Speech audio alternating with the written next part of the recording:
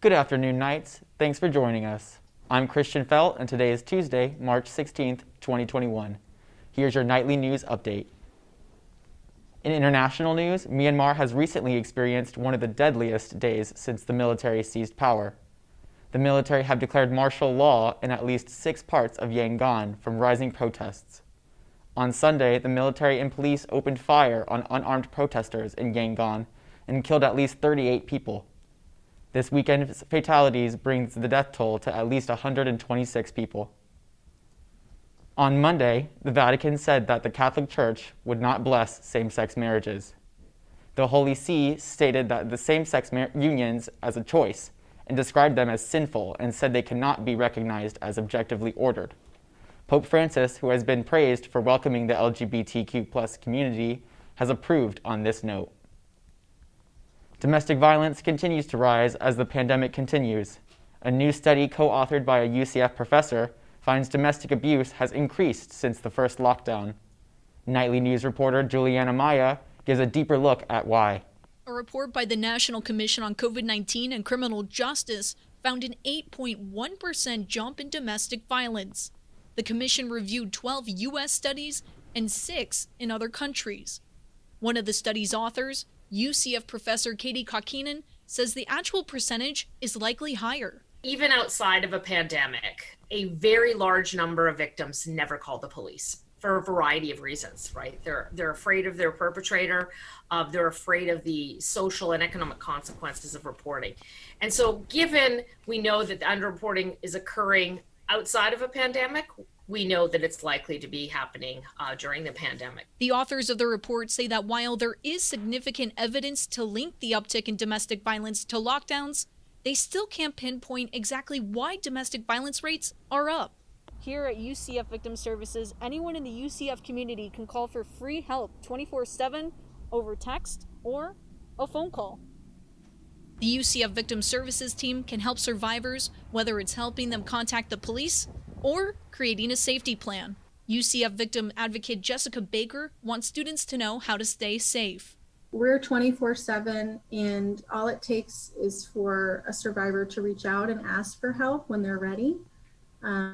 We are confidential. We're not going to push anybody to do anything that they don't want to do if they just want a safe place to talk about options. The UCF Police Department is also available to assist with domestic abuse. In Orlando, Juliana Maya, UCF Nightly News. If you are in need of reaching the domestic violence hotline for UCF, you can call 407-823-2425. Student employees are now allowed to get vaccinated, but some say they have been turned away. Student employees are not eligible to receive the vaccine at UCF, but are advised to go to the Orange County Convention Center. Ethan Molina is a health science major and teacher assistant at UCF. He says he went to the FEMA site at the Valencia West campus and was not able to get the vaccine. It was frustrating, and I felt like it was just a waste of time to get up all that early, drive across town, and all of that. UCF officials confirmed with Orange County that student employees can get vaccinated at the Orange County Convention Center. They must bring a pay stub and their student ID in order to receive the vaccine. The Asian Pacific American Coalition is hosting several events this month in celebration of Asian Pacific Heritage Month. I will tell you more about the events they have planned, as well as why this Heritage Month is unique. As part of the opening ceremony for Asian Pacific American Heritage Month, members of the Asian Pacific American Coalition, or APAC, met near the reflecting pond yesterday to kick off this month's festivities. The president of APAC, Adrian Lee, says Heritage Month is especially important due to the rising levels of xenophobia Asian Americans are now experiencing following the outbreak of COVID-19. It's really important for us to be aware of the hurt that a lot of students are feeling at this time. And it's even more important for us to provide spaces for students to come learn about these histories, about why these assaults take place, and how we as students can take action.